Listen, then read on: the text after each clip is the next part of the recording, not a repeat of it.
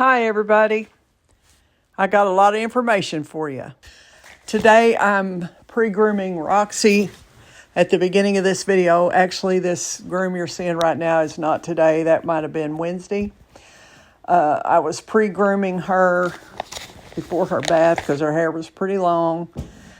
And then after her bath, I'll blow dry her. And then I will finish grooming. As it turned out, at the end, I cut her pretty short because of the holidays and how long it takes, and I'm already behind on bougie. It takes about 3 hours or more just to cut her hair and get everything nice and neat, and I'm not even that good at getting it nice and neat. So at the end of it, I just went ahead and cut her hair pretty short, and within 2 weeks, you won't even be able to tell. But I kind of hate it that I did it, but I was trying to keep her looking good through the holidays. So I'm wondering if any of you have ever heard of the fading gene in poodles or the phantom gene in golden doodles. Maybe you were wondering what a phantom golden doodle is, which is what Paris is. We have somebody that watches on here, and he's got a dog named Duncan. He's also a phantom golden doodle. A phantom golden doodle is the same black and tan pattern that you'd find on a Doberman or a Rottweiler, and the main body is black, while parts of the legs, part of the muzzle, the eyebrows, and butterfly-shaped patch across the chest are red or whatever color your phantom is. There's a little bit of genetics that plays into it, and but there's different colors of them. Paris started out being black and kind of an apricot, and now she's black and white. There's several varieties of colors. There's black and apricot, black and red, black and cream, black and gray, black and brown, and black and silver, which Paris now is black and silver. But the color is not what makes a phantom a phantom. It's where the markings of the secondary color are. They must be on certain parts of the dog's coats, a little bit above each eye, on the sides of the muzzle, also referred to as the sides of the cheeks, across the chest, down the legs, and under the tail, which Paris has all that. You may hear people refer to these markings as Dobie markings, short for Doberman. So you know how a Doberman's black and tan? Well, those same areas are marked on a golden doodle for a phantom.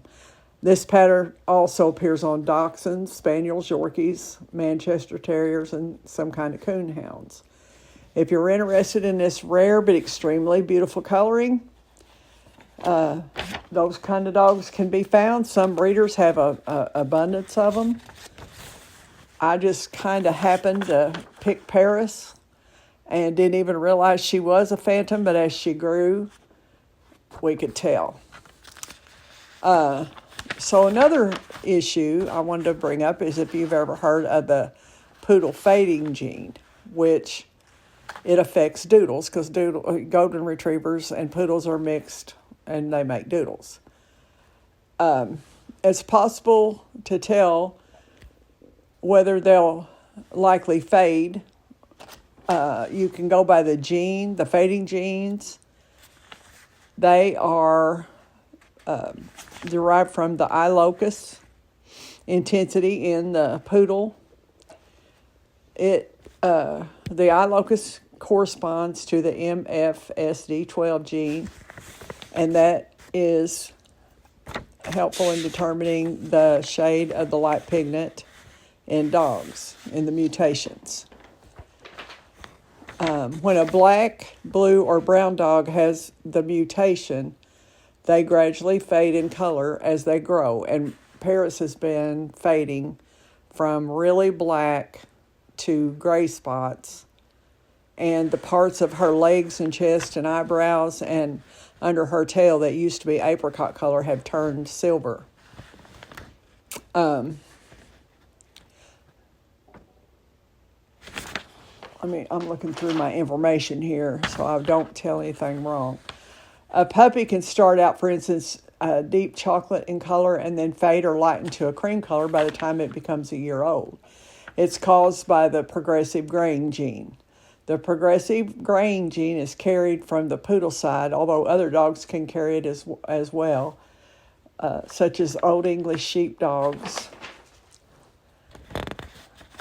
I wanted to find some of this information for you and read it, because skimming through my notes, because I don't want to give you any misinformation, disinformation, because plenty of people will call you out on that if you do. The poodle fading gene is a genetic mutation that causes their coats to become lighter as they age. Over time, poodle's fur can become very light. It can, some dogs I've seen have like white stripes on black and black stripes on white, and the owners claim that they change like back and forth from month to month to month even. I don't know. I've not seen that, but, I believe anything's possible.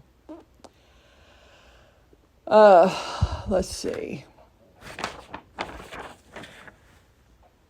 I do want to mention, I forgot, I already had a video up, but I had to take it down because I was talking in the video about a sickness that dogs are catching that's kind of like Bordetella, and but it's not Bordetella, it's something else, and it turns into pneumonia really, really quick.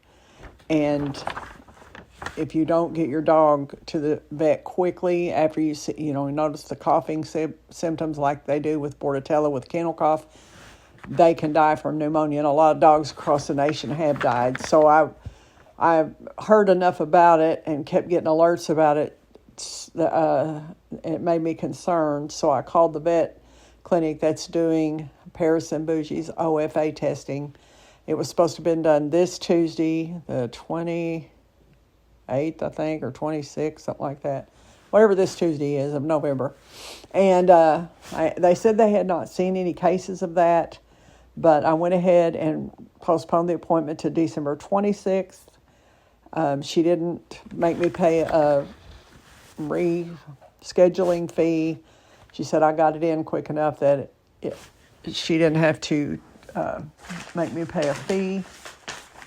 I already had prepaid half of their vet visits with this anyway, but I wanted to see if they did end up developing any cases of that, because I don't want my girls to be boarded all day at that vet clinic with potentially sick animals that are in a crate right near them.